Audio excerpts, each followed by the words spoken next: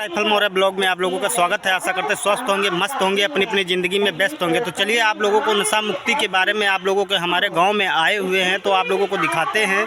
तो ये मेरे पीछे जो लगा है कैंप, तो आप लोगों को दिखाते हैं नशा मुक्ति के लिए। तो बने रहिएगा, ब्लॉग में पूरा देखिएगा, बहुत ही मज़ा आने वाला इंटरेस्टिंग वीडियो है। तो बिल्कुल बहुत प्यार से ये लोग समझा रहे हैं, तो आप लोगों को दिखाते हैं। बने रहिएगा ब्लॉग में, तो दिखाते हैं आप लोगों को।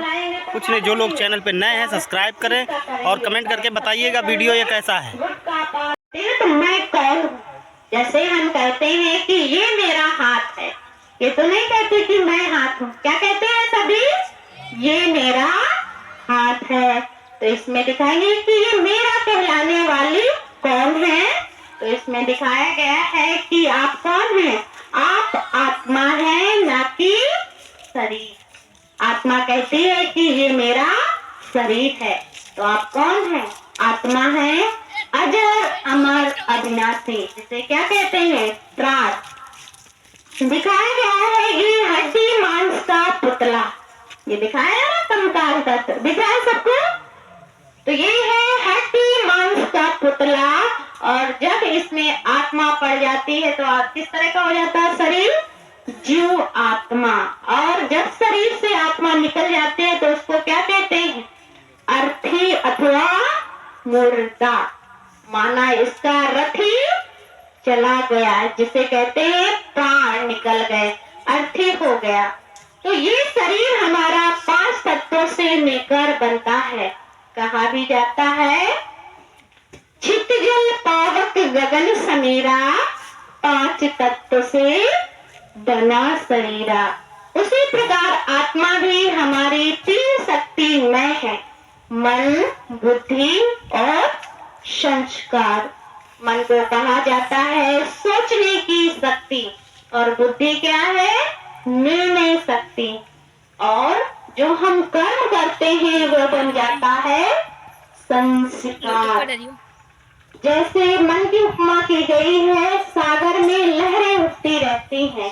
सागर में क्या बुदबुदे उठते रहते हैं। उसी प्रकार मन भी हमारा चलता रहता है। मन को घोड़ा भी कहा गया है, लेकिन बुद्धि को क्या कहा गया है? लगाम। ऐसे मन में अच्छे और बुरे संकल्प चलते हैं, लेकिन बुद्धि क्या करती है? डिसीजन लेती है, निर्णय लेती है कि क्या सही है और क्या गलत है। जो हम कर्म में आ जाते हैं, जो हम कर देते हैं, वो बन जाते हैं हमारे संस्कार। कहते हैं ना कुछ लेकर आए जगत में, ना कुछ लेकर जाएंगे, मुट्ठी बांध के आए जगत में, हाथ पसारे जाएंगे। लेकिन क्या लेकर जाएंगे? अच्छे अथवा बुरे कर्म, संस्कार। कहते हैं ना कि आत्मा के साथ क्या बैठे होते हैं?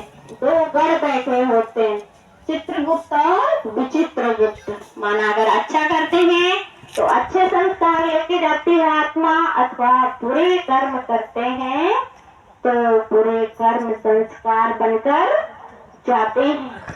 क्योंकि कर्म से ही व्यक्ति जाना जाता है।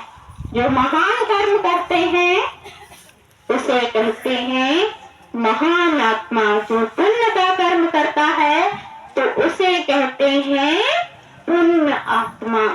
और जो पाप का कर्म करते हैं तो उसे क्या कहेंगे? पाप आत्मा। जो गलत काम करते हैं तो क्या कहेंगे? दुष्ट आत्मा, नीच आत्मा, भ्रष्ट आत्मा। माना आत्माएं तो सभी हैं, लेकिन कर्म अनुसार जानी जाती हैं।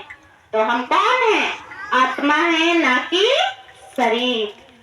समझ गए? आत्मा कैसी है? जैसे ऊपर आसमान में देखते हैं सितारा दिखते हैं, तारे दिखते हैं, तो आत्मा भी ज्योति बिंदु निराकार ज्योति स्वरूप है, अजर अमर अविनाशी है। इस चित्र में देखेंगे कि हमारी आत्मा कहाँ रहती है। कई लोग कह देते हैं कि आत्मा पूरे शरीर में रहती है, और कोई कहता है कि आत्मा दिल में रहती है।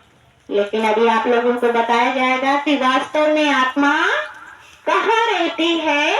तो आत्मा रहती है दोनों भाइयों के बीच। जिसे कहते हैं प्रगति सिंहासन। क्योंकि आज व्यक्ति का दिल भी चेंज हो जाता है, दुर्घटना में एक्सीडेंट होता है, हाथ कट जाते हैं, पैर भी कट जाते हैं, फिर भी व्यक्ति जीवित रहता है। तो आत्मा कहाँ रहती है? जहाँ पर हमारी माताएं बहनें बिंदी लगाती हैं। वो क्या कहती हैं? हम बिंदी इसलिए लगाते हैं कि ये सौभाग्यवती की निशानी है। लेकिन हमारे भाई भी कहाँ तिलक लगाते हैं?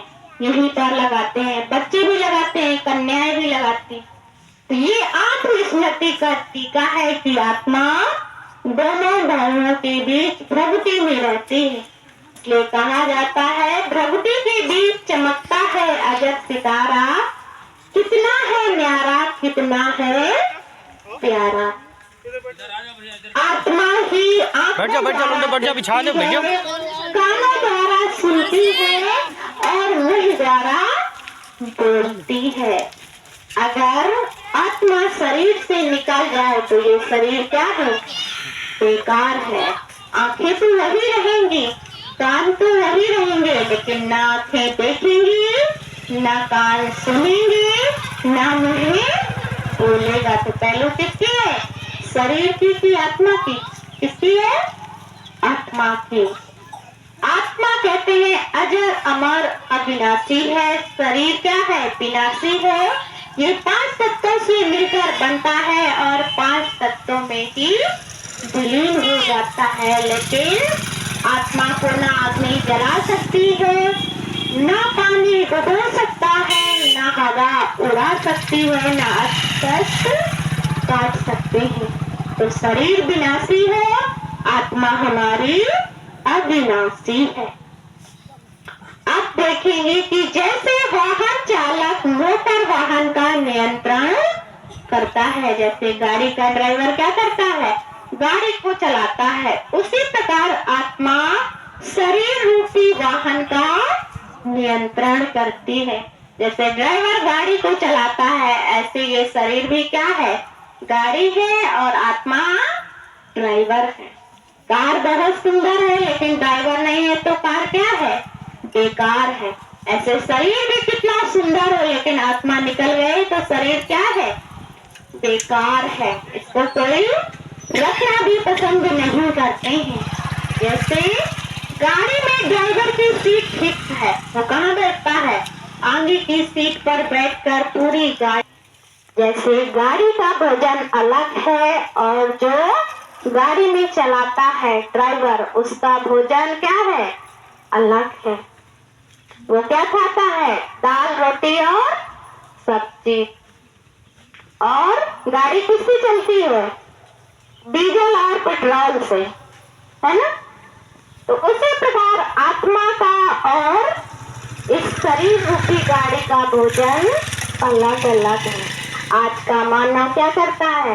ये शरीर रूपी गाड़ी को भोजन देता रहता है, लेकिन आत्मा को भोजन नहीं देता। इसलिए ये क्या करती है? ठीक से नहीं चलती है। इसका भोजन है 7 गुण: सुख, शांति, प्रेम, आनंद, पवित्रता। तो हमको दोनों का भोजन देना है, तभी ये शरीर रूपी गाड़ी ठीक से चलेगी। कहते भी हैं पत्ती पत्ती सींचने से फूल कभी खिलता नहीं, और आत्मा के ज्ञान बिन परमात्मा मिलता नहीं। तो जब तक हम स्वयं को नहीं जानेंगे तो स्वयं के पिता को नहीं जान सकते। तो अगले चित्र के माध्यम से हम जान